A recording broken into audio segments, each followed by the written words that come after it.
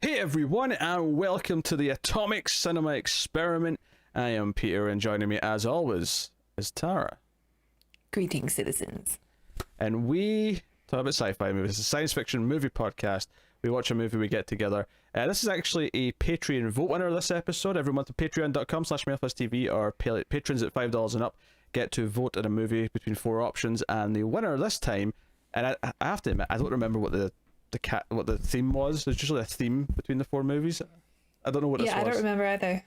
But Sunshine won. The 2007 Danny Boyle directed, written by Alex Garland, who of course has went on to be a director in his own right with Ex Machina, Annihilation, the recent Devs TV show. So interesting to go back to this now, because I'd seen this before, of course, and I'm sure you have as well. But I haven't seen this since probably 2008, 2009. Yeah, I had this, I went to the theater and saw this. I had to go to like a special theater in Los Angeles because it wasn't playing on any of the like local ones. And I was impressed by the film, and I actually had it on Blu-ray. It was one of the ones I purchased when I got a Blu-ray player.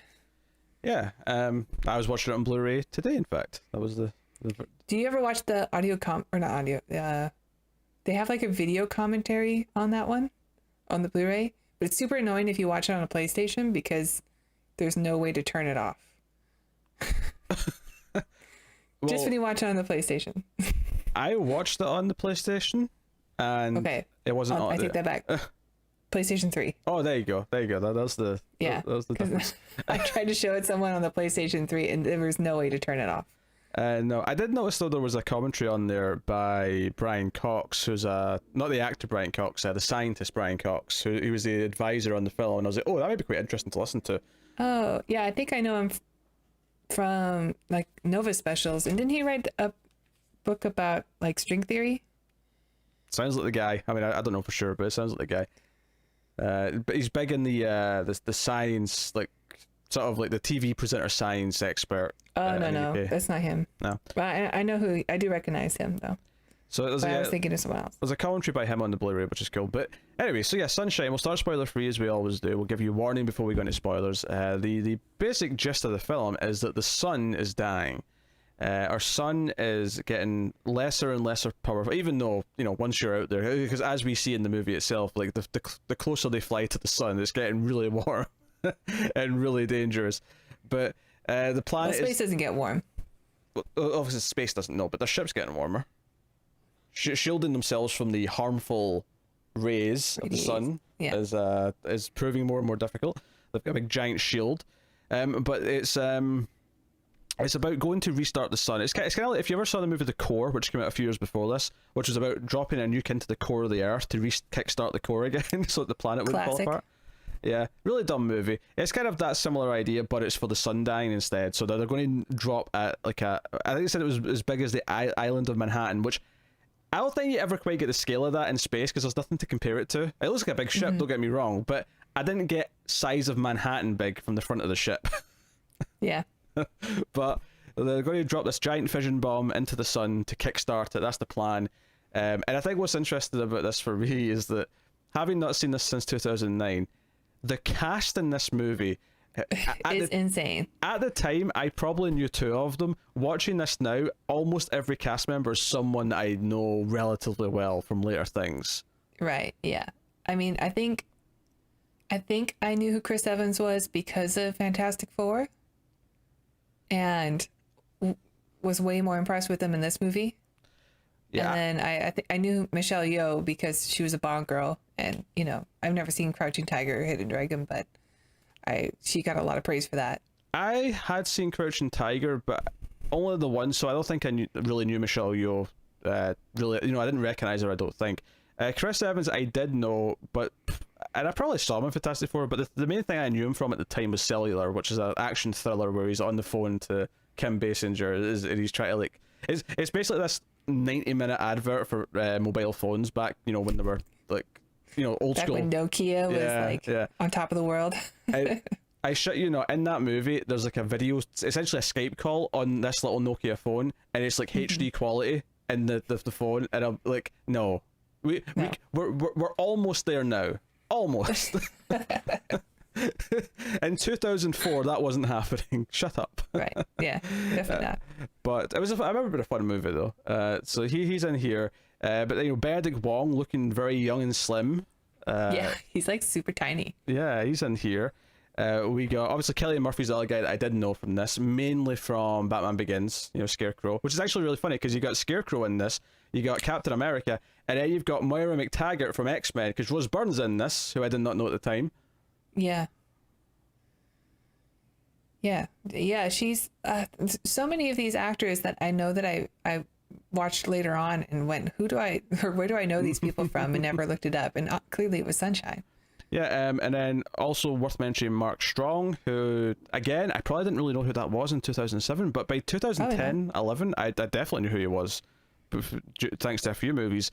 And then finally, the captain of the ship, played by Hiroyuki Sanada, if I'm pronouncing that right. He was most recently... No? Just gonna say, okay, sure. I'm probably not. I agree, right? Disclaimer, I probably butchered that. But he was recently on Westworld, but he's actually been in a ton. I actually clicked on him because I'm sure I've seen him in other stuff. I saw him in a Japanese movie called The Twilight Samurai, which came out in like 2002. Mm-hmm. He was in The Wolverine, he was in Avengers Endgame. Notably though, one of the first things that's on his IMDb when you check on him now is that he's in the upcoming Mortal Kombat movie. He is playing Scorpion. Wow. I know. I didn't know they were making another one of those. I did. Oh, he was also on Lost, which is probably the main place I knew him from, actually, now I think about it. Yeah. I had to look him up for Avengers Endgame. Like, who was he in Avengers Endgame? So he's the guy that what's his name? Hawkeye fights briefly. Oh, yeah, but he's been a Ronin. He's been Ronin Hawkeye, yeah. So yeah, you know, full of faces, full of people. Very few of them I don't actually know. I mean, one of the faces that's on this list in the IMDb, I went, who is that? And then I looked at the credit, it was like, oh, it's the voice of the computer. That's why I don't recognize her. Yeah. That's fine. And even the doctor dude, like, I recognize him from things, although I don't know him that well. Honestly, the only one out of the main cast that I have no, like, idea or attachment to is the second in command, the communications guy. He is the only one who I've never, at least as far as I know, I've never seen him in anything. So, you know, Harvey, he's actually last on the list, barring the obvious. His name's Harvey. There's interesting trivia that apparently he was given the name Harvey after Danny Boyle's experience with Harvey Weinstein. Whoa. And that's why his character is so, like, short-tempered and not easy to work with.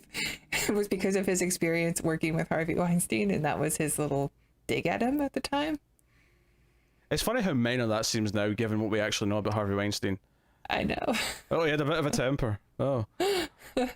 Jeez. And a deformed penis, apparently. If recent uses to... I'm good. I don't need to know anymore. Hey, if I've got to know it, you have to know it too. Yeah, that's actually just I'm sure he wants me to know it. Thanks. You made that worse. You made that worse. All right. Yes. So I guess what I'm saying here is I'm critiquing Danny Boyle's attempt and saying, nah, he's not enough of a predator. Like, basically, he's not Harvey Weinstein enough. You failed. Yeah. That's basically what I'm saying. So. No, and luckily Harvey Weinstein has nothing to do with this movie. Every time I'm watching a movie from Miramax... the guy who's made Harvey we don't know, and it's the only person we don't really know. So maybe Harvey Weinstein did take it out on him and said, you'll never work in Hollywood again. I just clicked on him. He's been in a bunch of TV shows. He's been in like guest roles on every CBS show that's existed in the last 10 years. Oh, maybe we'll see him in Twilight Zone. Don't remind me that there's a new Twilight Zone season coming. It's terrible. Season 1 was garbage. Next week. Oh. Get ready. Oh, can I go into the surface of the sun? I think I'd prefer it. I think it's more advisable. If I can have the music playing that plays during this that was reused again later in Kick-Ass, The Walking Dead, and a bunch of other things, if I can have that playing as I dive to the surface of the sun, you know what? That's a good way to go. You know, everyone knows that you never see the sun. Because you're a vampire. But First of all, but there's like daylight right now. There's daylight right now coming through that window. Yeah, behind the curtains. And I'm going to go out in it later. Look, I go out in the sunlight every day. That's ridiculous. Wait, hon, I can't be both a robot and a vampire. Matt likes to joke I'm a robot. Other people like to joke about a vampire. There's like. What are you talking about? We watched a movie called Robo Vampire. We know they're real.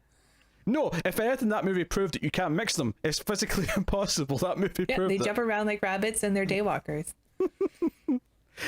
Anyway, so that's the basic premise: is that they're delivering this gigantic megapolis nuclear bomb to blow up the sun. Well, I say blow up the sun, kickstart the sun, because that's the thing. I mean, I don't remember the exact phrase, but I always remember hearing like, oh, the surface of the sun's like, nuclear bombs going off every second. I'm sure I heard that at some point. Like, that's just kind of what the surface of the sun's like in terms of power and heat and everything. Yeah, it's like nuclear fission happening inside. Yeah. So I guess the first thing to say about this movie, before I ask you what you think, because obviously we're going to talk about that in a minute and how we feel about it now after seeing it a long time ago. I think the first thing I'll just acknowledge here is that this is one of these movies, while I'm watching it, I'm sure if I knew more about science, I would probably have a lot of problems with this movie. I can just, as I'm watching, I can feel people who work at NASA just like cringing and like that's wrong. That's wrong. Yeah, I hate that. It just like, and I think because it's so grandiose with its premise, with this giant shield to protect them from the sun as they're getting closer and closer to it, and a lot of the stuff that goes on, like, I think it maybe like I remember a sentiment when it came out. I've been some people who were just really snooty about it and just like, no, this movie's dumb, and I'll admit I'm not necessarily knowledgeable enough to know why some of it is dumb. Isn't it based off a real theory though, that there are some things that some kind of particles that maybe are left over from like the Big Bang that could affect the sun's nuclear fission or whatever? Because I think that's what the bomb is trying to go after, just to blow up that particle, not the actual sun. I wasn't really so much thinking about that's obviously a whole category on it. So I was thinking more just all the various things they do in the ship, the ways they're exposed to things, what they do to survive. It's Star Trek science. Yeah, all the usual things that kind of pop up in these movies. But so I just wanted to get that out of the way. That yes, we acknowledge this, but I think from this point on, we kind of just go with it, and unless something's particularly standing out as a logic hole in the movie itself, where it breaks its own rule. You can kind of see like, I don't know, like China making a science fiction movie with this premise, but it being a lot more actiony. Yeah, instead of a ship, it's the entire Earth going towards the sun, for example. Yeah, we'll just warm the Earth by getting closer. Screw you, Venus. So that is so there you go. Yeah, so we'll discuss the development. Tara, how did you feel now? Watching this again over a decade later since it came out. Which, by the way, the fact that this is 13 years old makes me feel old. I think this. I haven't watched it in a while, actually, not since the PlayStation 3. And is that how we tell time now? It's like that's the last time I watched it was on a PlayStation 3. I haven't done that in my life since the PlayStation 2. It's been we go by consoles. Decades. Yes. But when I started, I was like, why don't I watch this more? Like, is this like a masterpiece science fiction film? And then about 2/3 into it, I went, oh no, this is why. So I'd say I'd like about 80% of the movie. I love a lot of the first 2/3 of the movie. And then there's an element that's introduced that I don't love so much. And some of the editing and camera work is a little bit nauseating at the end, but it's still pretty good, I think, like, if not great, maybe just borderline. Okay. Yeah. I like the movie, and I remember again when this came out, because this was kind of right in that era where paying attention to message boards was kind of like more of a normal thing by then, and I remember seeing like the opinions of the last act of the movie, and like obviously we won't really talk about it till we get spoilers. But yeah, no, I mean, it's definitely the weakest part of the movie, and there's definitely some nonsensical plotting when we get to that point in the movie. I think. But I mostly love the first 2/3 as well. I don't love everything in the first 2/3 though. There's definitely some particular things I do have a problem with. What I will say though is that the visuals and the music are wonderful for the vast majority of the film. I really love the set design and the ship design too. I think it does look really cool. Anytime it shows the ship from the outside and it shows you it's kind of the sunlight hitting the shield or any of the action sequences, whether it's incorporating those elements, all of that stuff looks absolutely wonderful. It's got a real feel to it, and for me, like, when you have like such a strong atmosphere and artistic style, it kind of covers up a lot of the story complaints that I might have, unless they're so egregious that I just can't help it. But if I'm engrossed in it because of the mood and the feel of it, then I can kind of overlook a lot, and I feel that way. Not that it needs to be overlooked in this movie for a lot of it, but there's definitely some elements that I'm going to critique. But for the most part, it really works, and there's even moments at the end that I really like as well. But there is me too. There's a problematic sort of 20 minutes to 25-minute section just right before the ending, where it introduces a new element which feels a little tacked on. Admittedly, though, I'm not necessarily against the concept. Me neither. Especially the more I think about it. But I just when I find myself watching it and going, why are we doing this? Like, it just seems so, I don't know. It seems so tacked on, like it didn't belong here. Sorry, my cat's causing a ruckus. Oh, we can hear. Yeah. We can hear. I mean, honestly, like, it's not even so much the because you said some of the camera work was a problem, and I kind of see what you mean in parts. I actually don't mind some of the stylistic choices that are made with the presentation of one aspect of this portion of the movie. The problem I have is that once that portion gets going, is that it kind of cuts around a lot of characters, and I don't really feel like, even having just finished watching it, like maybe about an hour before we started recording this review, there's a portion of towards the ending where it's such a kind of a mess in terms of narrative, like, through line, where I just kind of shrug and go, well, they get to this point and this thing then happens next. I don't really have like a solid line of thought for why characters have to do this thing to get to that thing. It kind of glosses over, or I mean, obviously, if you go through it and like read, let's say you put on the subtitles and you pause it and read the subtitles and really get an understanding of what they're saying they have to do and why they have to do it, I'm sure it's technically in there. I'm sure someone put that thought into the script, but it doesn't necessarily get absorbed. It's not given to me in a way that's where I really understand it. So that and it's not just even so. It's like it's too complex. It's not that. It's not like Primer where it's just so complex that I can't grasp it. It's more just that it's rushing through it so much and not really focusing on it. That I mean, we can talk a bit more when we get spoilers, but that's kind of the biggest problem area of the movie. There's definitely some other elements I don't like though. There's a character, the doctor character, because the movie opens with him and he's in the observation deck, which they can only use for so long until they're too close to the sun, and then it'll be too warm to even consider doing this. But he's looking at 2% of the actual light that's hitting the ship, through this kind of this shield that they've got.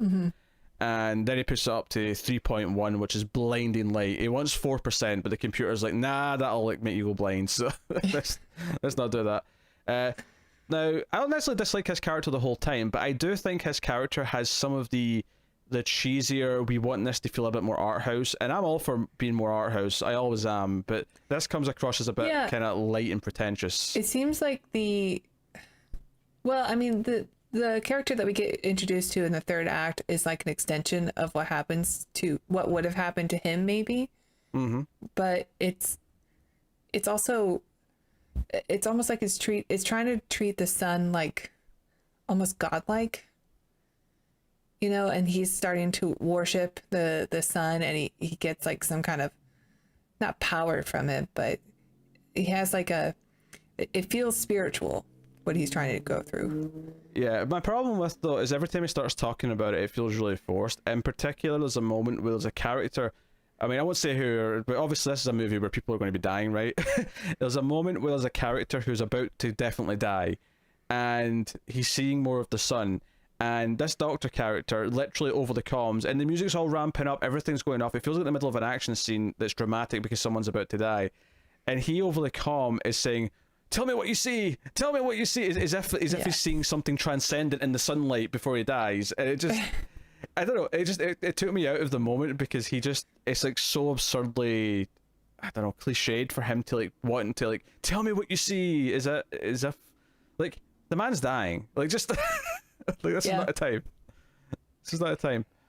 Yeah, it feels out of place, especially for what his character is. He's a doctor. He's also a psychologist. Like, I mean, maybe because the guy's about to die any second anyway. But I guess it all stems back to the idea they don't give me a convincing enough arc with him that I buy that he's willing to yell down into the comms at this moment, like something so inane that feels just disrespectful of what's going on. So that's kind of like that was my only real problem in the first two thirds. It's probably a concept that worked well on paper but was really hard to put on screen. Yeah. Like I say, it feels forced. That said though, that's basically my complaint for the first two thirds, because like you say, the ship looks cool. I like the problems they encounter, and I think the action sequences look beautiful.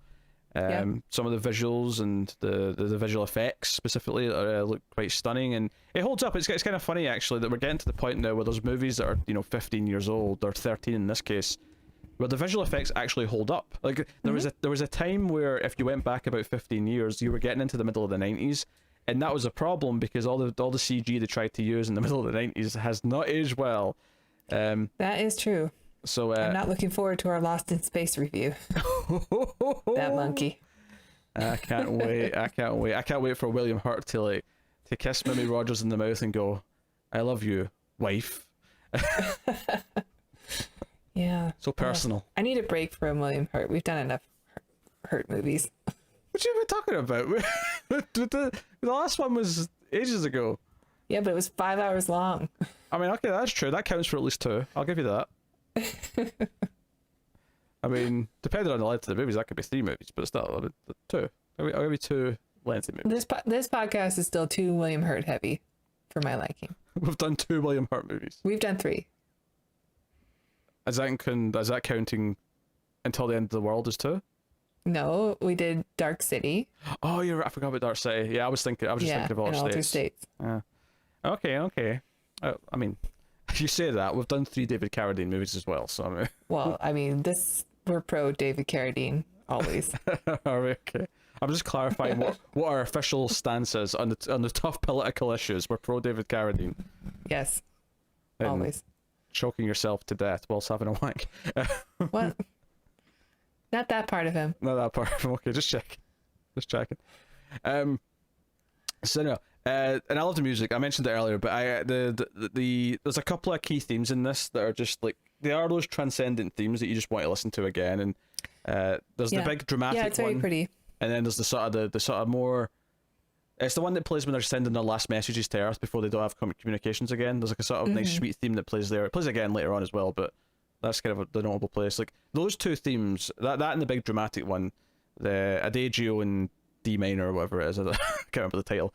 But those are really stunning tracks, and you pair that with the visuals, and you have this really kind of almost, I think euphoric's probably a bit too extreme, but you have this kind of, if you're watching this in the dark, you got the big screen, if you have good sound, like it really is this kind of like, oh, okay, I'm actually transported into just the world that I'm in here for the movie. There's no, I think it's kind of why I love space movies. It's really easy if you turn the lights off and then you're in space, you're just there with them.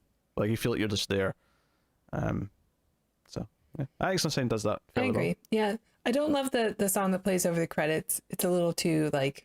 Oh yeah. 2000s. It's like a rock song. Yeah. It's like there's this really good score playing. There's this sweet moment plays at the end of the film, and then it cuts to black, directed by Danny Boyle. It's like. I know. It's so loud. I hate it. Yes. No, I agree. Yes. The core had that problem too. The core ended with I didn't know. Oh, that's the problem with the core. Well, it's not the only problem with the core. But that movie ends with was it 30 Seconds to Mars? That's the Jared Leto band. Oh, I don't know. I think it is. That weirdo. That ridiculous crazy actor. Let's move on. Who has to turn up to 11 every time? Yeah, I'm sorry. We'll have to talk about him eventually when he's in the movies we're watching. Oh well, we did Blade Runner already. We have to do 2049 at some point. Oh, I love that movie. Looking forward to it. Oh, I'm not. I cannot hold back when we get to those Leto scenes. I'm telling you now. Scorched Earth. Let's do it next week. What? I agree to no such thing. So, yeah, I'm ready to go to spoilers then, really, and start working through the movie. Is there anything else you'd like to add before we wrap up this section? Apart from the doctor character, I suppose, I do really like the way the characters are written. It helps that they're all played by really good actors, which we know a lot better now. But some of them have really, like, terrific arcs, and I found all of them were unique. I love that it was a really, like, this is a worldwide problem that they're trying to fix, and it's really well represented on the ship. Yeah, there's multiple points where it's like, well, do we try and do this to save someone or whatever? And the argument every time is, well, yeah, but is that one person or two people, even three people, like, is their lives worth, like, not saving the entire planet? There's a lot of moral questions that are presented here, which, maybe other movies wouldn't try to, even bring up. And, a lot of hard decisions are made by the crew members, and I like that it's in here. Like, the movie is forcing you to think those moral questions for yourself. Like, would you be able to make those decisions as well? And I do genuinely like really love a lot of this film. It's I will say, like, no, I agree with what you just said, but I will say I don't think it necessarily hits those highs as much as other examples have done. I think it has really solid characters with really solid actors, and I think they're distinct enough without feeling overdone.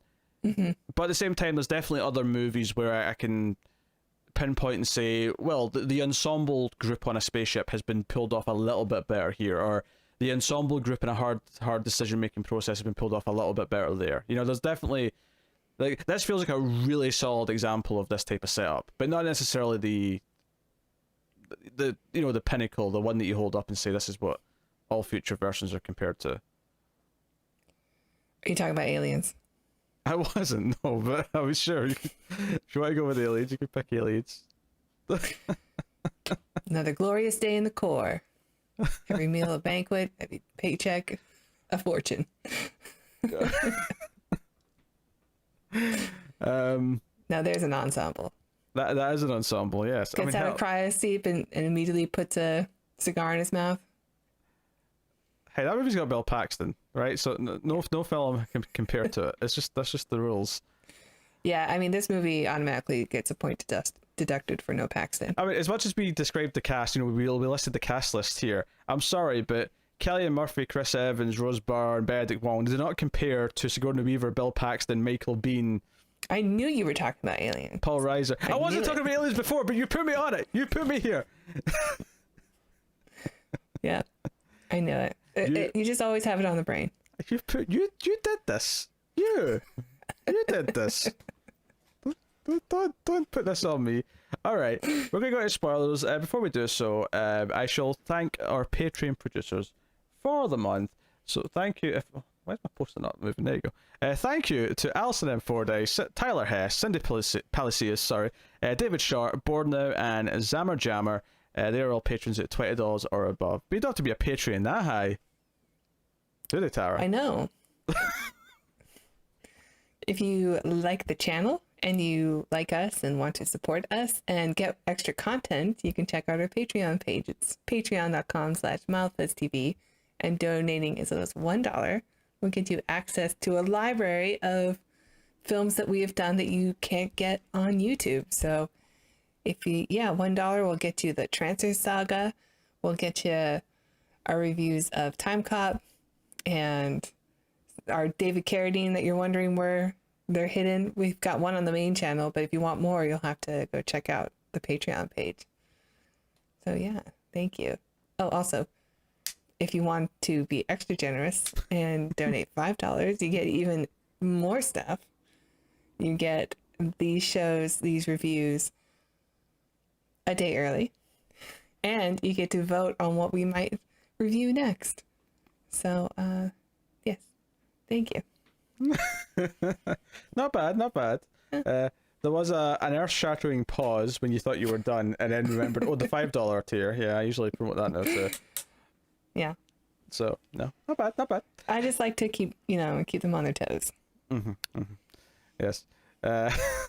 So yes, full spoilers then. Full spoilers for Sunshine. You are my sunshine, my only sunshine. You make me happy when skies are gray. Da na na na na na na na na. Please don't take my sunshine away. Hey, good. We got that out of our systems. I know we both needed that. So. What?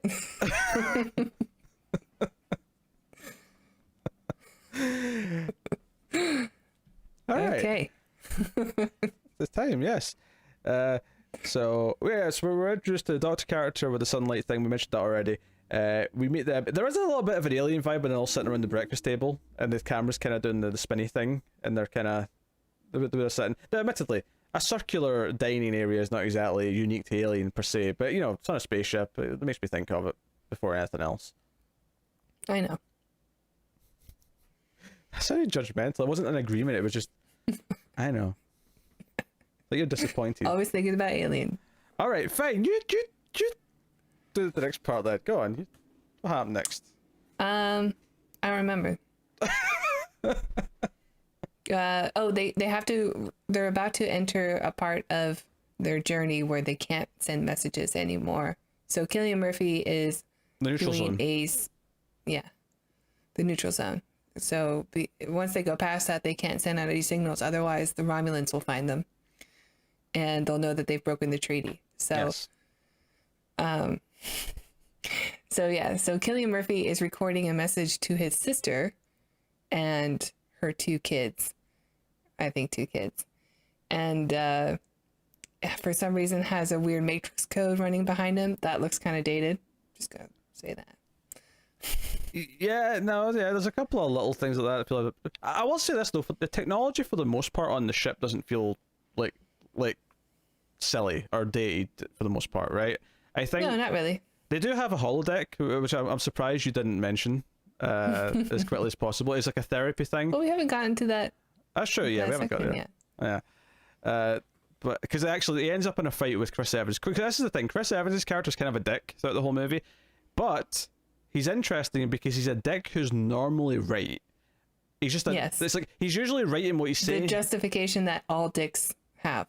Yeah, he's just a dick about it. It's, you know.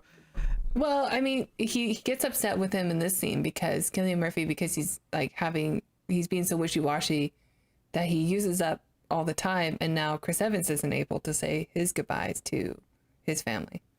Yes, and the doctor prescribes to deal with his temper 2 hours in the Earth room, I think they call it, and it's basically this cube that projects, you know, essentially this is kind of a mini holodeck, and you know we see him, you know, watching the waves crash at the pier, and the computer's like, oh no, you were ordered to have peaceful, and he's like, no, the waves make me feel peaceful. Give me the waves. I want the waves. Chris Evans just wants to surf. He just wants to surf and, you know, Yeah. ride the waves, man. I mean, he's Captain America, right? But the movie really gets going here, because it gets going because they're presented with this dilemma. Because the opening, there's a little bit of opening narration at the start just to explain the premise of the movie. And there's no narration for the rest of the film. It's kind of just Cillian Murphy just saying his thing. But it sets up the idea that this is actually the second attempt at this because the ship's called the Icarus 2 specifically, and there was an Icarus 1. And they get a distress beacon. They sort of pick up a signal eventually, and it's like, that's weird. We're past the point where we can communicate with Earth, and yet we can pick up something, and they do a bit of digging and technical doohickey and realize that this is the Icarus 1, and they're presented with the first real moral quandary of the journey, where Benedict Wong's character says, look, I think we can conceivably change our course for a slight detour, not much, but a slight detour, to go to the Icarus 1. And then they sort of debate, like, could there be survivors? And they're like, well, their oxygen supply is self-replicating. They've got like a garden just like we do that's creating oxygen.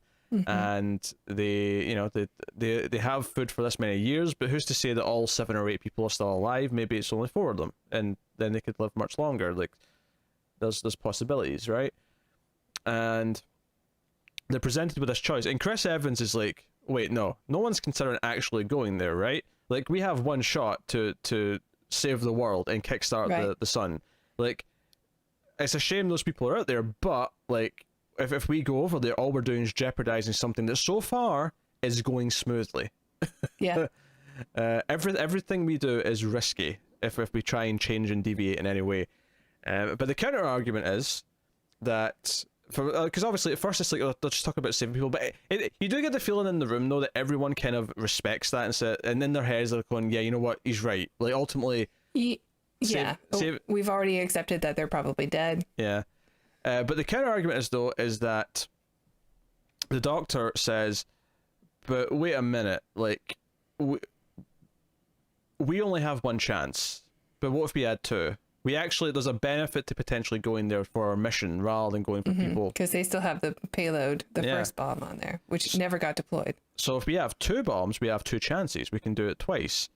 And the debate about, okay, should we vote in this? It's like, no, this shouldn't be a vote. This is not a democracy. So no, the person who's actually most qualified to make this choice should make it, which is Cillian Murphy, because he's the physicist. He's the one who's actually there to deal with the payload and what it'll do. Yeah, and he's real torn up about the fact that it's all on his shoulders to do it. You can see it in the second, because they just sort of look over at him, and it's this sort of like close up behind his shoulder of him going, shit, like, this is on me. I need to make this choice.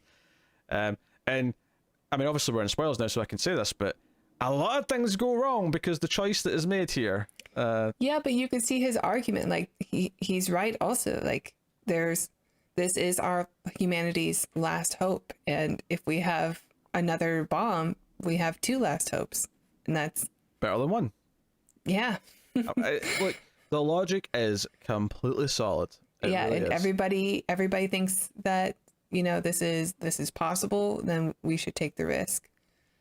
Yeah, it's kind of this thing though. I mean, I guess what I was expecting from the movie, actually watching it the second time, having it been a long time and not really remembering the finer details, is I was wondering, like, is there something later on that kind of gives us a reason why ultimately that was still the right choice? No matter how rough it's been, no matter how many people die, no matter the results that we end up having, is there something later on that kind of indicates that if they hadn't made this detour, then the chain of events would have been completely different, and it would have left the thing being a failure anyway?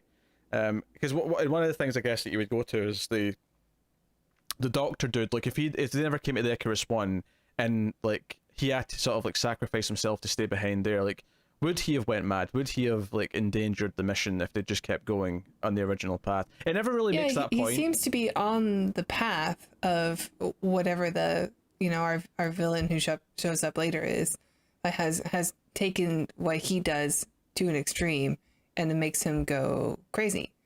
Like, he becomes like I don't say religious, but spiritual, in a way that he says it like talks to God and stuff. And this doctor character seems to be going through the motions, but there's nothing to suggest that he would have gotten that far. Yeah, there's nothing to suggest that he was actually going crazy. It's just, I mean, so he's seeing some, like, existential kind of quality to being out here. It's just sort of humbling him in this weird way, but it's not necessarily the case that we don't know for sure that he would have went down this. Oh no, he turns into a complete nut job.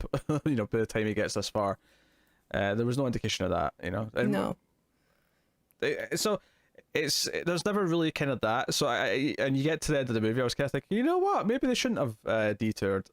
Maybe they could have just stayed on their path. No, but I like that each character like stuck to exactly who they were. You know, like, oh sure, the physicist is looking at this as a logical issue. So if, you know, this is the percentage of even the bomb that they have not working is still like fairly high. They don't know, everything's theoretical. So yeah, being able to do it twice would maybe be worth it. Oh yeah, no, I get that. I'm just saying that we have the context of the whole movie though, and we know that one bomb does work. So when you get to the end of the movie and you look back at it, you go, yeah, you know what? Like, you not only would you have like Yep. stopped a lot of turmoil, but you'd have also been able to go back home. Sure, but during the film, like we don't blame him for trying, because we listen to his argument and we go, yeah, he's kind of right. Like it does sound pretty solid. I'm not suggesting that for a second. I'm just saying that with the hindsight, you're like, that was a dumb choice, and like, that basically everything that happens in this movie happens because of this decision.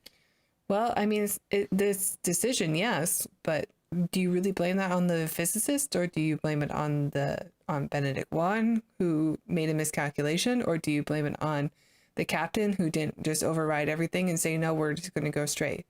Like, you could blame it on, I'm not saying blame people. That's the point I'm making is not about blaming anyone. It's just that ultimately everything that happens in this movie happens because of this decision.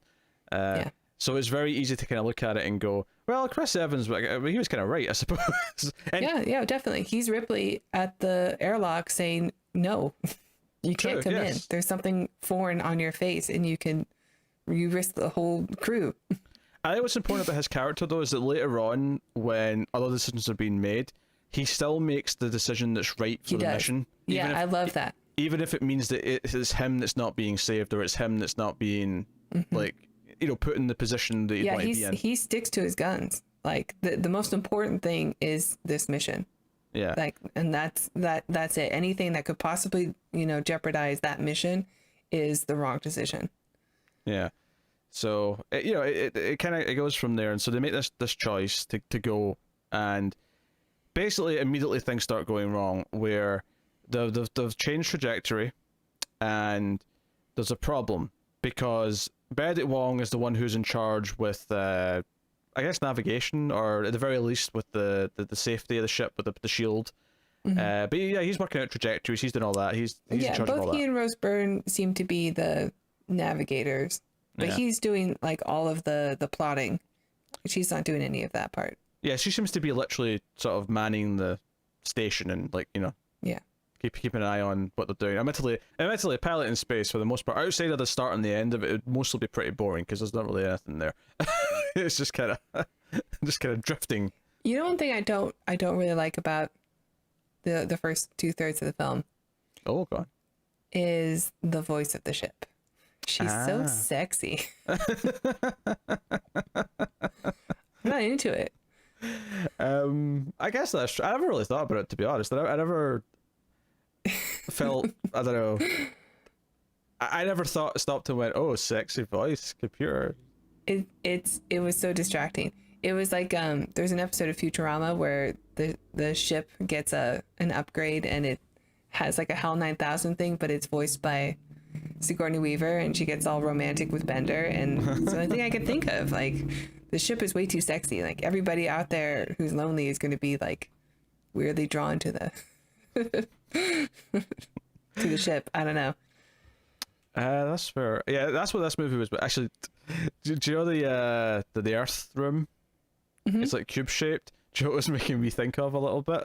Think of another space movie we did early on in this show, and a room they had. Yeah. Well, I think even when we talked about High Life, there was I brought up Sunshine.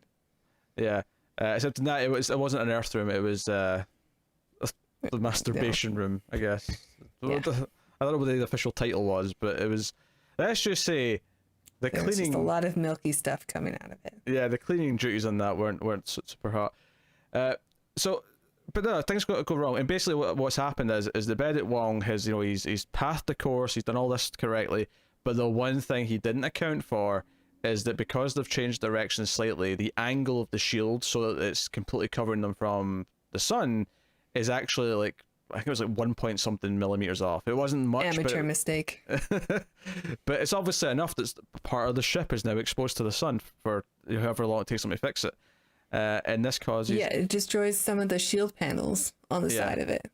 Yeah, which they can fix, because that's that's a big part of the film, is the captain volunteers, and then Chris Evans volunteers Cillian Murphy, although... Yeah, it's like how you do when I have to do the Patreon plugs. Don't compare it to that. That's not fair. I volunteer Tara. Although I will say, now that I'm thinking about this scene, given later on he's adamant that he has to save Cillian Murphy because he's the one who can actually deliver the bomb, It feels a bit weird that in this scene he's like, no, you can go outside and do the dangerous work. Yeah. I get that he's mad and he's like, no, you this was your choice to send us on this path, so you have to go do this dangerous thing. But if we're still under the assumption that he's the most important person there because he's the one who's going to deliver the actual payload, then I guess this is the part where it doesn't hold up, where he's just taking out his frustration on him again. Or I mean, no, I think you can explain it. I think you can explain it with like A, he's angry at him right now, so it's more fresh, and that's all he's feeling. But also B, that he isn't necessarily at the point yet where he sees how dangerous this all is yet. Like right now, okay, this is a relatively dangerous thing to go outside. It's probably just as scary. Yeah. Yeah. But it's not like whereas by the time suits are claustrophobic. by the time we get to later on though, where they're actually making choices again, and he's arguing that Cillian Murphy has to live. At that point, they know they're all dying. They know they can't get back to Earth. Yeah. Like this is purely about delivering the payload and nothing else. Yeah. So yeah, the captain and Cillian Murphy go out, and so they're in these big. I will say this: I'm not in love with the gold spacesuits. No. Nah, they look a bit weird. I'm not into them. Yeah, they're okay.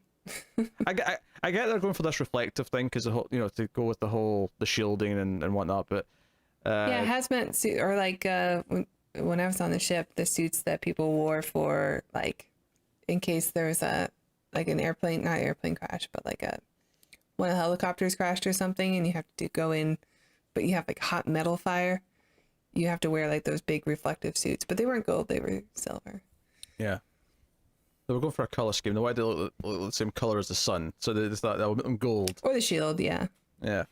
So I wasn't in love with the suits, but yes, that's a minor like wardrobe. I like the choice to film them inside the suits though. Like you get the visual of Cillian Murphy like looking through this tiny little slit of a view where he could see, but it's like really small. And POV shot.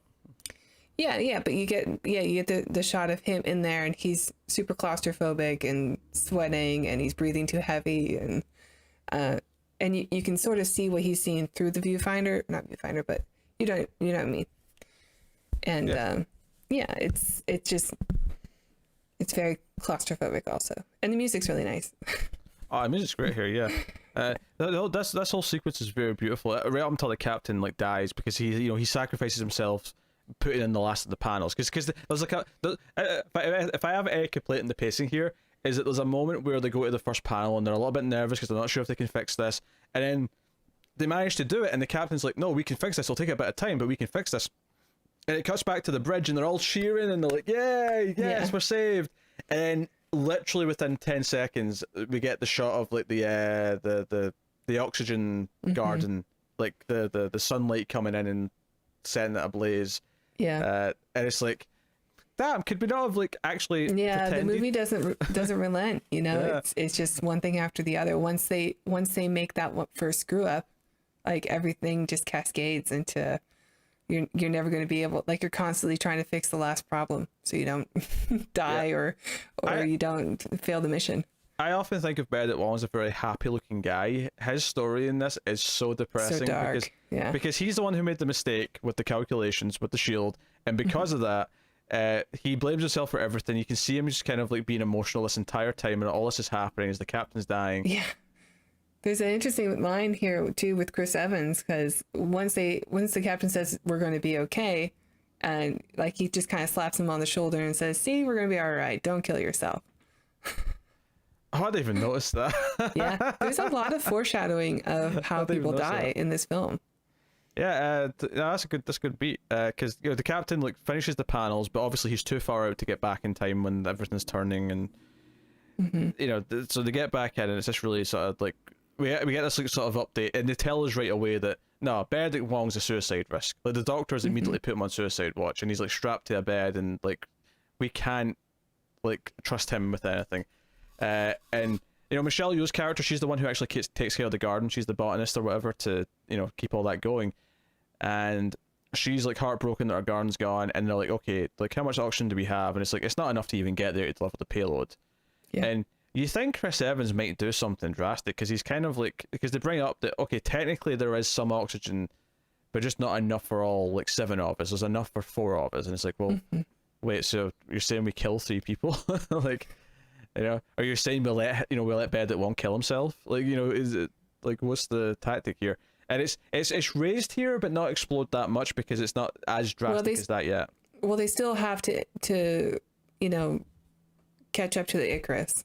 Well, that's the thing. They've got after this scene, the one hope they have is because they abandoned going to the Icarus one. Like they basically, because the captain makes that call where on the bridge they're all deciding like, well, we have to do this to solve the problem.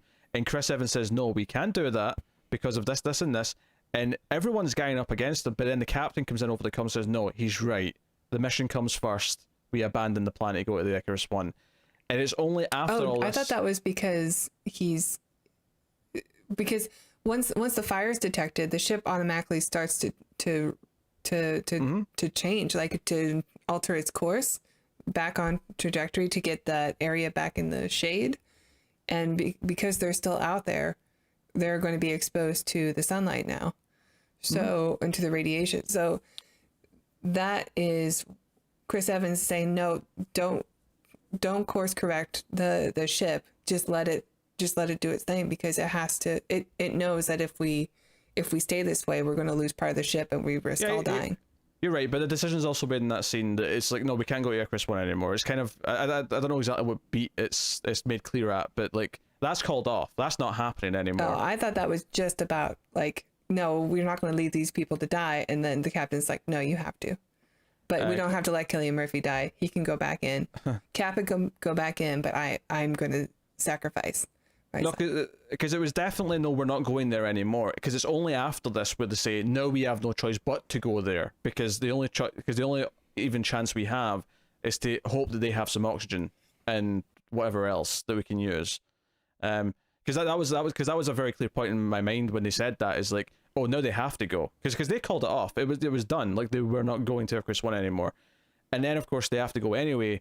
And the fact that they even, like, that's just kind of the weird thing, is the fact that they even have like a way of docking with another ship felt weird to me. It's kind of like a contrivance in the setup, because like, under what circumstance did they think they would have another ship to dock with out in space, when given that, you know, everything sounds like, you know, they just built this, you know, from scratch, the first one, to go and do this mission. It didn't work. Oh, we built a second one. Like, I mean, unless this is just the dock for the space station that they left from, maybe, you know, back at Earth, I guess that would make sense. But the fact that they've got maybe all airlocks just link up. Yeah, but how common is space travel? I didn't get the impression that... I mean, it was probably built in space, not built on Earth. Well, that's what I just said. I said that it's connected to the space station where, you know, where it was docked originally, which I guess makes sense.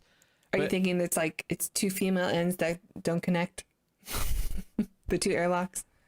No. I just mean, like, they've got a whole procedure where they disconnect from the front and like it sort of like floats over, and they've got the two shields, because now there's two of them, because there's the shield from the first ship, and it kind of floats over and then connects the airlock to airlock, and it felt like, what, like, I almost feels like there should have been a scene where, okay, how do we jerry-rig this to work, because this was never designed to connect with other ships in space, because that was never a consideration, because there's not other ships out here. There's not supposed to be. Yeah. Okay. Yeah, I mean, you're right. I didn't notice it, but you're right. Yeah, so they get on the ship, and it's kind of like eerie. There's dust everywhere. They keep calling it stardust to make it sound better, but it's just dead skin. It's dead human skin floating everywhere. They said like 80% of dust is just human skin. I mean, not in my room. It's all litter box, but... Oh yeah, I think if you have pets, that changes things, because I have 3 cats. I'm pretty sure most of my dust is mostly cat hair. Mine's litter dust. Yeah. So, but they you know, they're looking around, and this is where it introduces the idea that it looks like the crew was sacrificed. Like someone put them in the observation deck and turned the sun up full, or, you know, lowered the shields full, I guess, maybe more accurate. And they find that these deceased bodies, they find like a recording that was made not long after they disappeared, that you know, originally, and it's, you know, the zealot captain talking about like the will of God, and, you know, sending to hell, and this mission's against God's plan, and all the rest of it, and it really sets this stuff up, and it's, you know, all this creepy shenanigans. And, you know, I'm not against the whole idea of like there being like one survivor from this ship who is around, who's here to cause problems in the third act. In fact, it explains why the random problem happens in the first place here. because there's, because the airlock disconnects, and that creates this whole new problem. And it's like, well, someone did this manually. Someone did this. This wasn't just a freak accident.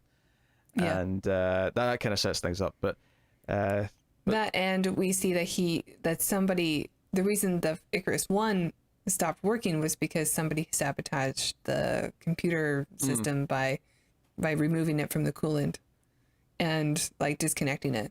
Yes. The coolant, which we saw earlier on, because Chris Evans was like fixing something, and his hand, like, he dropped his wrench. Yeah, he dropped a tool. And he had to like put his hand in, and he's like another foreshadow. It looked bad. Yeah, that one's a bit more in your face because he literally dies this way later on. Yeah. It's not Jason X style, but pretty close.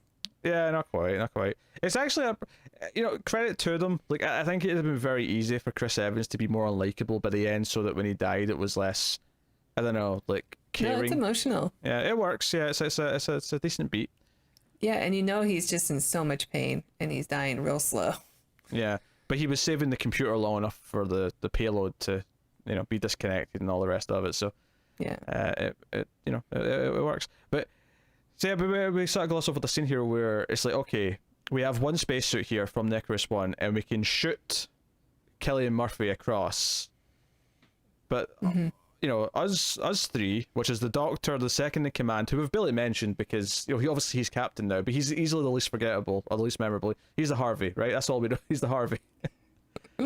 And I thought this scene actually was one of the best. This is where I was talking about. I really like Chris Evans sticking to his guns, but he's not full of shit either, because here it becomes like, well, there's only a suit for one person, and he's like, and no, just doesn't even hesitate. No, it has to be Murphy, because Murphy's the one who can deliver the payload. It has to be him. Kappa, I think his name. Whatever. Not Murphy. I mean, his name's Murphy, but you say Murphy and I think RoboCop. Okay, yeah. Well, you know what I mean. I'm using the actors because I know them better. But I know, I do that too. But Harvey's just kind of like, no, I outrank you. It should be me. Yeah, he's terrified of dying, even though they're all going to die anyway. But when he's face to face with it, he can't come to grips. The detail I love here, though, is he says, I'm the most important because I'm in charge. And Chris Evans says, yeah, you're the communications officer on a ship that has no communications anymore. Yeah. Solid point. So they wrap themselves in like the insulation in the ship and sort of basically duct tape like spacesuits that obviously aren't going to last for long, if at all. But it's like the one shot they have of maybe surviving the jump to the other airlock. And yeah, I wouldn't be surprised if this is complete and utter nonsense and there's no way this would even work. But maybe, but they do it in 2001 also. That's true. So you're going to give it a pass because 2001 got away with it. Yes. Yes. Okay. Well, as long as we're on the same page. Just checking. So yeah, and it's kind of, and obviously Harvey doesn't quite make it. He bounces too far to the side, and we see his mask come off, and he freezes to death. But we actually see like this is actually a bit more Jason X because we see his like arm hit like a part of the ship, and it just shatters because it's like frozen. And we just see like the frozen blood just splatter. Yeah, I like the slow death of him though. Like, not that I'm, whatever, but but it's a really cool visual. Like he slowly freezes, and his eyes open, and then like the little droplets from his breath like freeze instantly. It's kind of a cool death. Yeah. Which actually loses with 4 characters. Actually, not 5 technically. Well, and we didn't mention that the psychologist or doctor guy had to stay behind on the Icarus 1 because somebody had to manually open the airlock from the ship. Yeah, and I will say, to tie in with all the stuff that I didn't like about him earlier, I did think his ending where he goes to basically die the way that he wants to, which is to bathe in the light of the sun and transcend. He wants to see it, yeah. That made me groan a little bit. That was probably the most I like rolled my eyes in the first 2/3. So that was the moment where I went, okay, all right. Sure, they're reaching for something that maybe doesn't come across quite so. I don't know, because I mean, even when we meet our villain, like who's definitely an extension of this character, who's gone too far, like he is, like talking to God when he talks to the sun. And like when Murphy first, when Captain first sees him, he asks him if he's an angel. Like they're really going for a spiritual or religious element here that doesn't really work. I don't think it's just not set up enough. I think be more of like the recordings from this captain maybe going a little bit nuts gradually, like because at one point we see our captain, Westworld did I don't know his name. We see him like watching like the last log that was sent by Mark Strong, and I felt like if we got maybe a few more of those kind of building up to the idea that he was going nuts, then that could be something. Like there could be something there. Yeah, I don't like the way that the recordings are shot, or like anytime Mark Strong's character is shot, like it's just all like people are in focus, but he's out of focus always, and like maybe it's just the makeup that they had wasn't very convincing, so they just had to. They had no choice. I don't think so. I think they were going with this idea that you can't stare at the sun because it's too much, and he's like now a sun entity. He's like a sun god person, and I didn't necessarily hate the effects so much the first couple of times he popped up, because it was a nice way of building to, okay, what does he actually look like? But there was a point where it was still doing it, even though we were in like clear shots with multiple other people, and it felt like, okay, this is weird. It's like you're going for this proper, I don't know, almost supernatural thing. Yeah, and he is very like strong, even though like later his skin just rips right off of him. So like, how strong? Like, he should be pretty weak. he is absurdly strong. It is kind of, I mean, yeah, he would have enough food to survive. The question is why would he be surviving? No, why wouldn't he just let himself die after he killed the rest of the crew and stopped the mission? Like, why did he keep himself going? Risk Icarus 2 being sent. Because we see it, the oxygen garden has been like growing the whole time, so it's actually overgrown, and like there's plenty of oxygen on the ship. Which they never get to use any of it, of course, because when they first come back, the first issue is that, okay, 2 people have died now or have been left behind. And because of that, only one more needs to go. And there's this one guy who's suicidal, and they even speculate, he might have been the one who did this because someone did this manually. This was an intentional thing. Yeah, they don't know that Mark Strong's character is there, so. So they have this debate about whether or not like he should be killed, and even Cillian Murphy's like it's one guy versus the safety or the future of the entirety of the human race. Like, it's no question. Like, it just has to happen.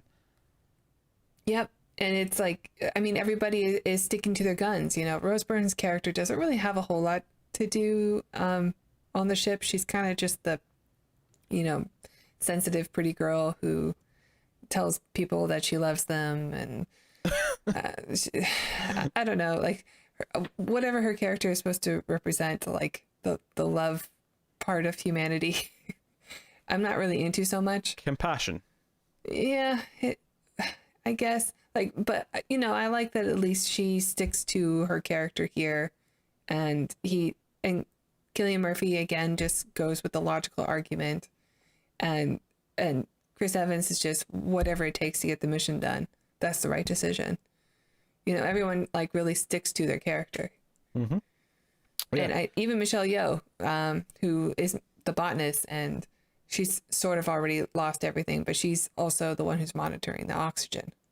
Yeah, what I think about this section that's really effective actually is that even though you agree with the characters and they have to do this, and Chris Evans has volunteered to be the one to go and actually kill him, and he takes a blade and he goes into the Earth room, which is where Benedict Wong is, and we discover that he's already committed suicide. And despite the fact that he was about to be murdered and he needed to be murdered for them to even have a chance of succeeding, and it was agreed that it was the right thing to do. I mean, Rose Byrne did kind of fight it a little bit, but ultimately, yeah, she said she would never agree to it. But yeah, because he wanted a unanimous vote, but then when she wouldn't give her vote up, he's like, well, fine, I guess it's just not unanimous. But yeah, I like that they asked like, how are you going to do it, and he's like, that's between me and him. Like, that's not a detail you guys need to know. Yeah, and she also says, please make it kind, or don't make him suffer or anything like that. All those little beats were good, but I think the darkness of like him having committed suicide still hits with a gut punch, and it still affects all of them, despite the fact that they all agreed that he had to be killed anyway. It kind of reminds you that despite in the face of this horrible situation they're in, of what they were about to do, that they agreed they had to do, they still brought their humanity back and made it. It's sad. Yeah, it's sad to see, but it's also a bit of a relief that we don't have to watch Chris Evans, who we sort of like right now, is commit murder. Yeah, so it's very effective in that sense, and it's kind of like we got to the point where we were willing to do it, and then found out that he did it anyway on his own, and they're still sad about it. It's almost like him doing it himself. It takes the burden from us, but it's sadder that he had to do it himself. It's sadder that he made this choice, because you knew he died miserable. He died sad and disappointed, and he died blaming himself.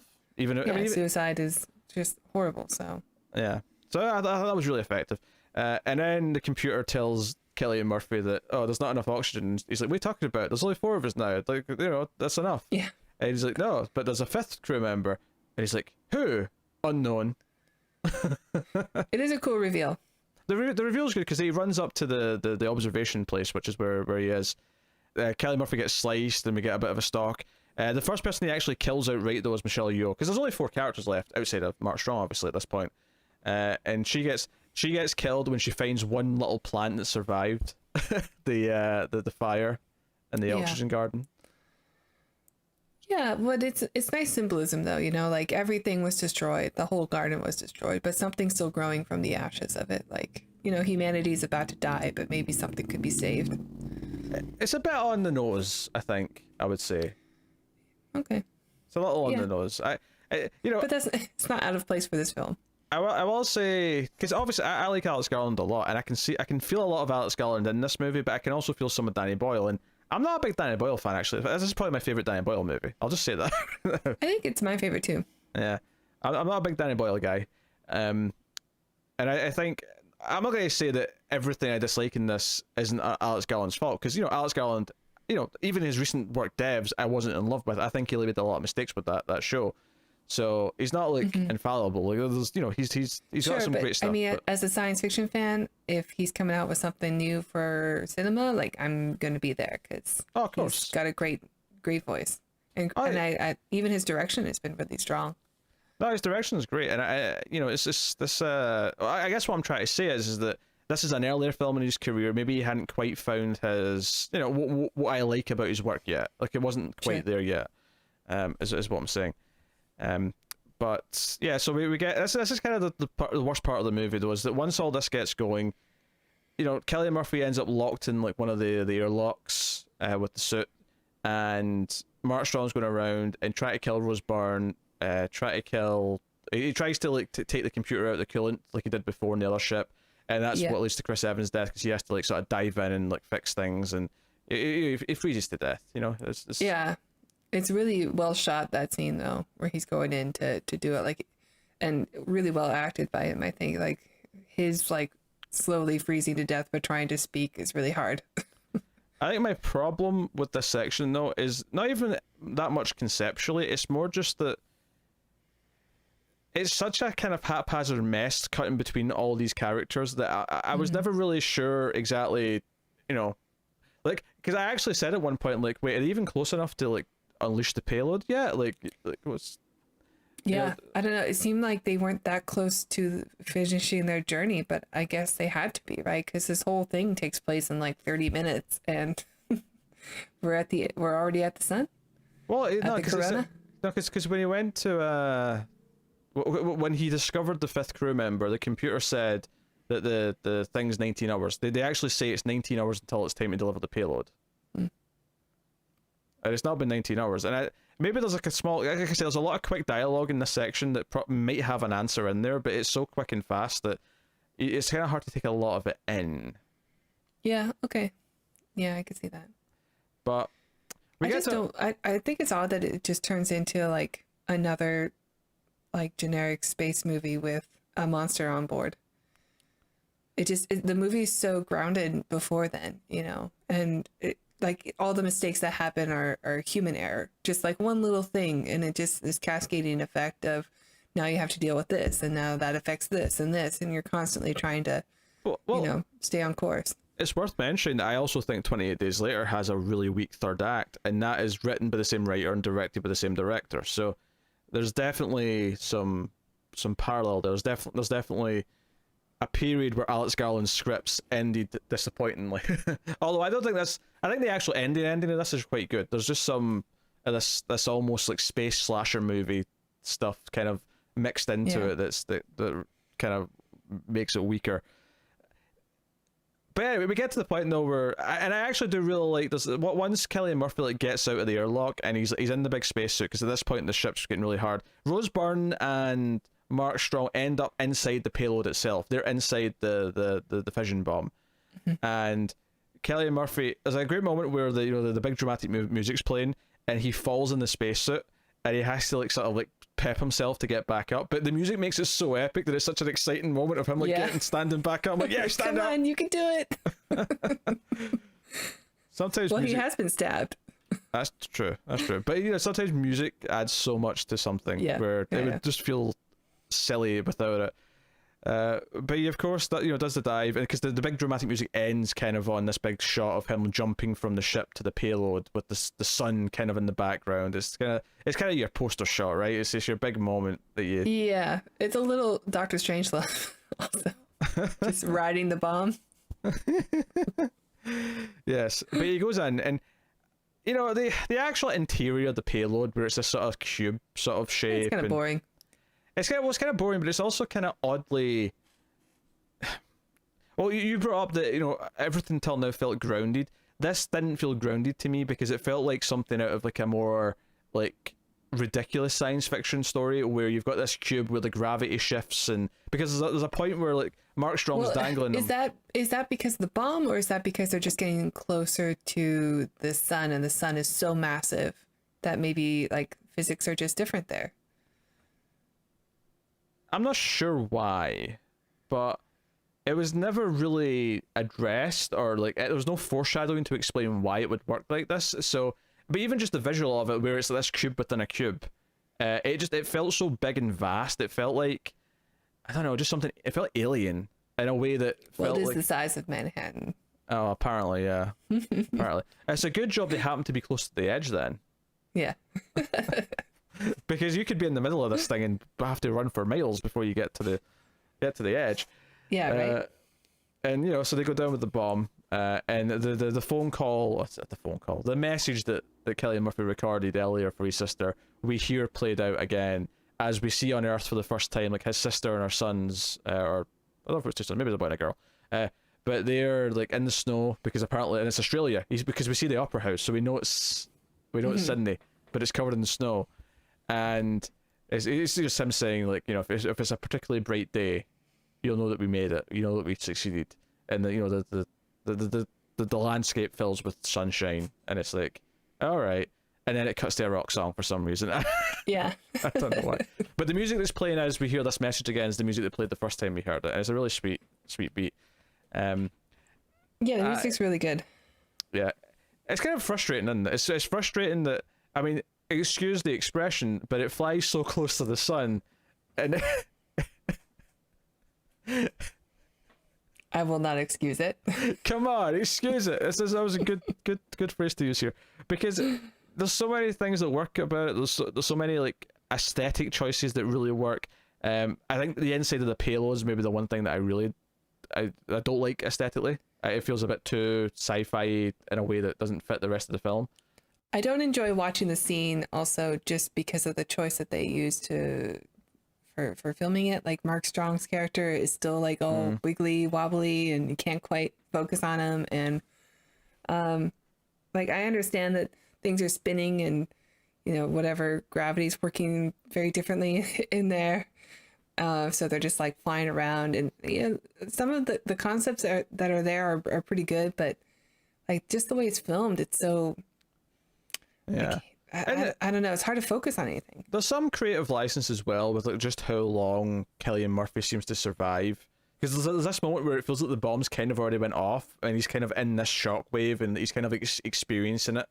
But it makes for a kind of an okay moment. So you can almost interpret it as he's not really experiencing this. This is just kind of because one of the things he has a nightmare early on about falling to the surface of the sun, and it kind of intercuts with certain moments towards the end. Both him and Rose Byrne have the nightmare, and both of them die that way. So, are you saying there's actually some sort of God's plan at play here? There's some actual prophesizing?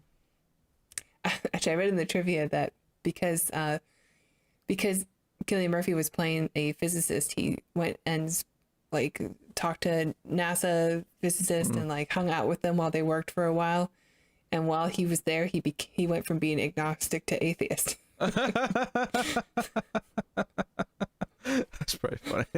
Yeah. Like, wow, they really convinced him. That's pretty funny. No, I didn't mention the visual earlier, but when the captain's dying, the wall of like fire essentially. Oh yeah, that was really cool. That's really pretty. Yeah, the way it's sort of coming for him, it's good stuff. No, the visuals are, for the most part, the visuals are fantastic. You know how they shoot Mark Strong towards the end, and maybe inside the vision thing aside, the visuals are stunning. The audio design is mostly stunning. The music's almost always fantastic. The end credits song aside, but again, that's such a minor quibble in the grand scheme of things. Maybe it's a product of its time that it was released. But no, from that side of things are great, and I love the moral debates. I almost wish it leaned even more into them. Mm-hmm. The debate of like, should we detour? Should we kill this person because that's how we ensure our success? These hard decisions are the interesting sort of things that it raises. You know? Yeah, I think it does a pretty good job of presenting the arguments on both sides and why there is no right answer, and other than should we detour.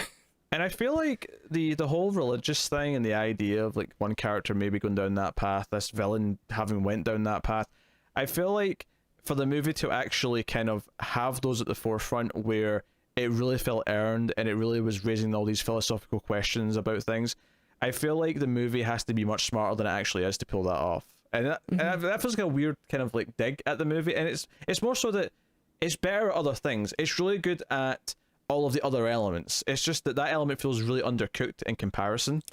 Yeah, I think it could have been done like if I like that they're the Icarus 2, that the first mission failed and they don't really know why. And I think you still make it work if they get there and it turns out that everyone had died. And because the captain went crazy without making the captain still alive.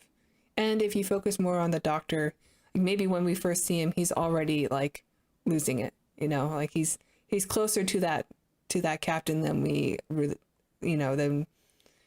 and then the crew is aware.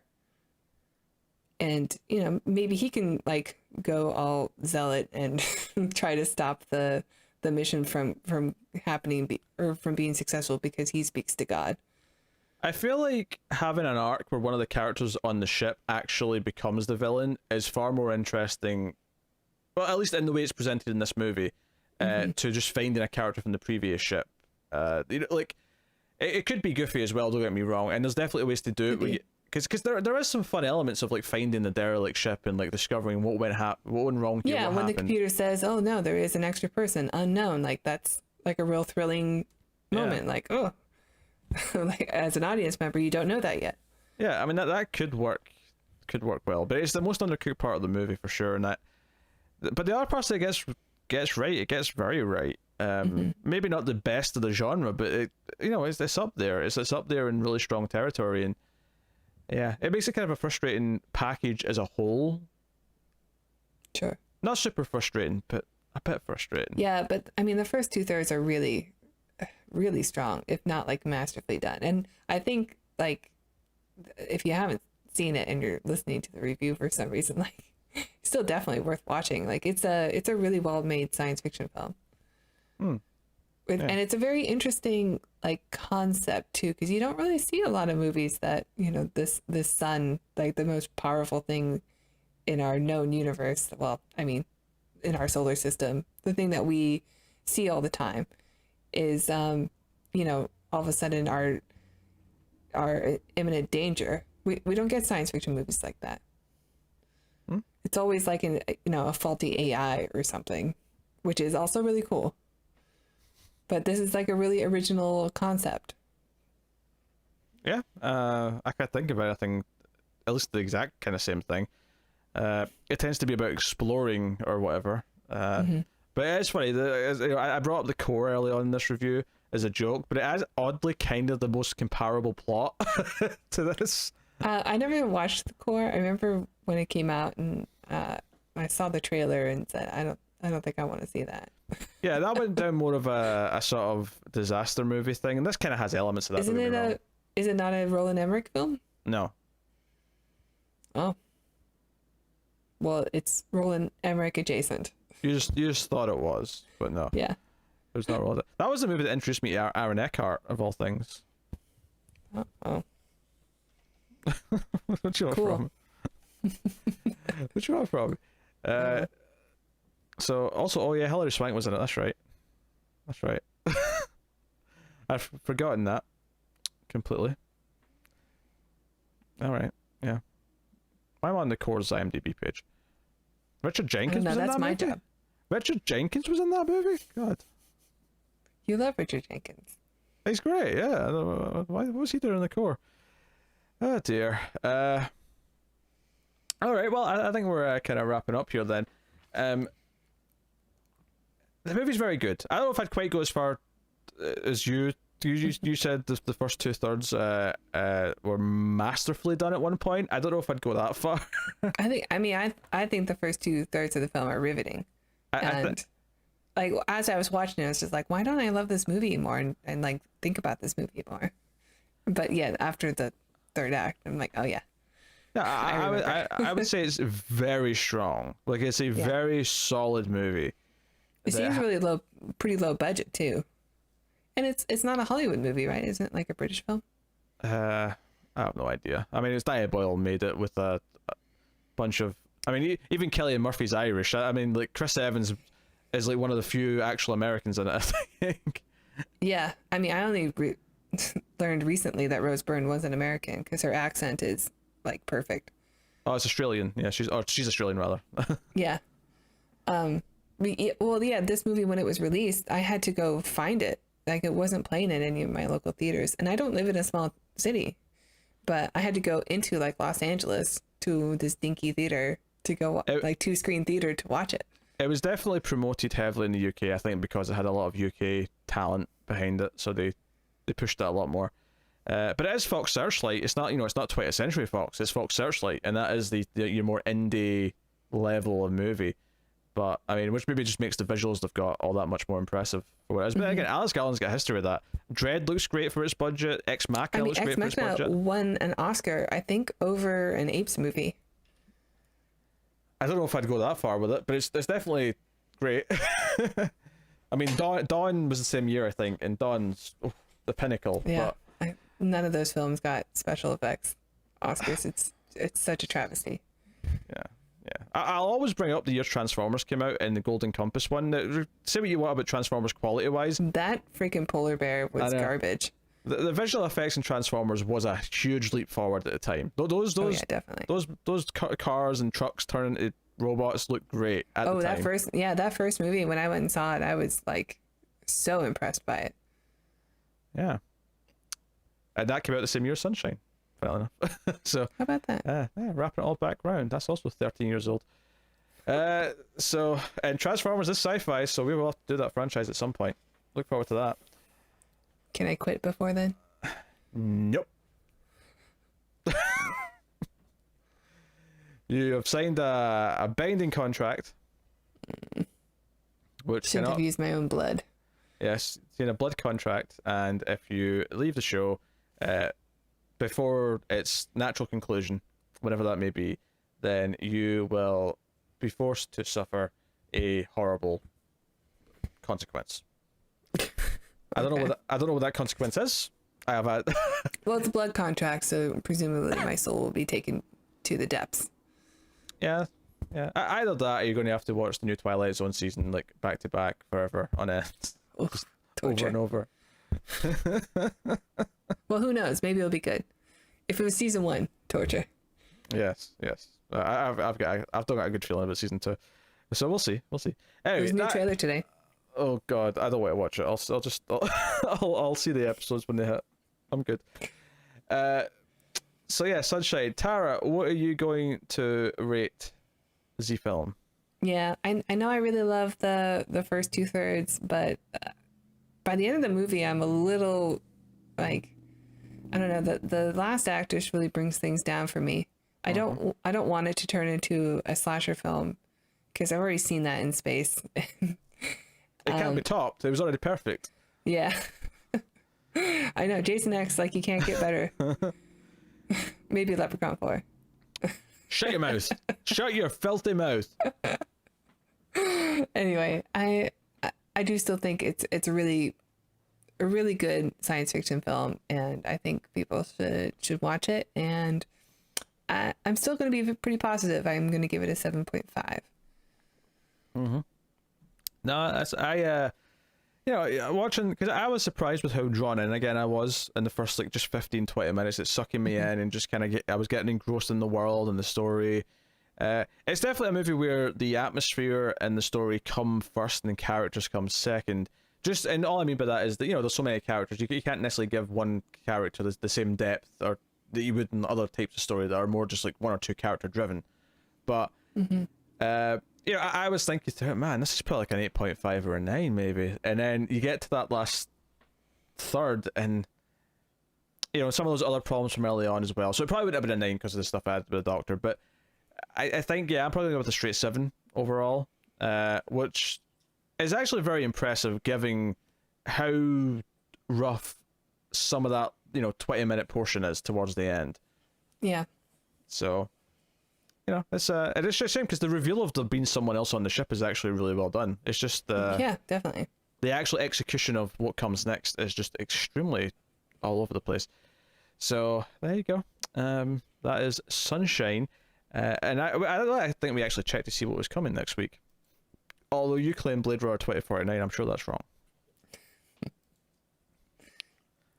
But you'd love it. I bet you'd love it if I just said, yeah, we'll just do it.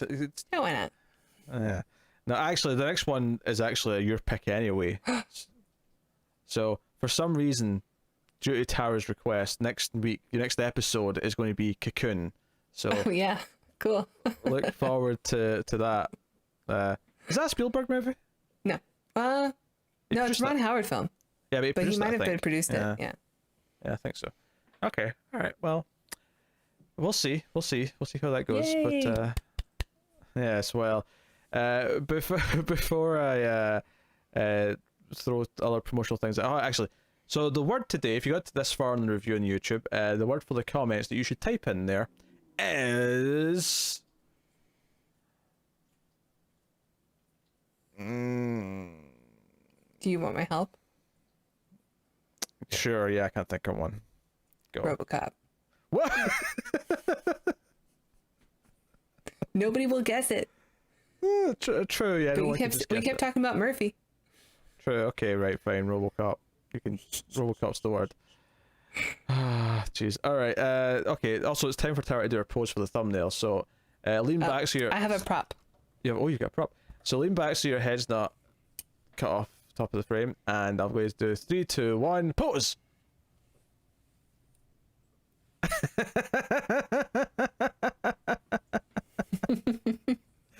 That is perfect. Boy, I look cool. You put thought into that one. That's very good.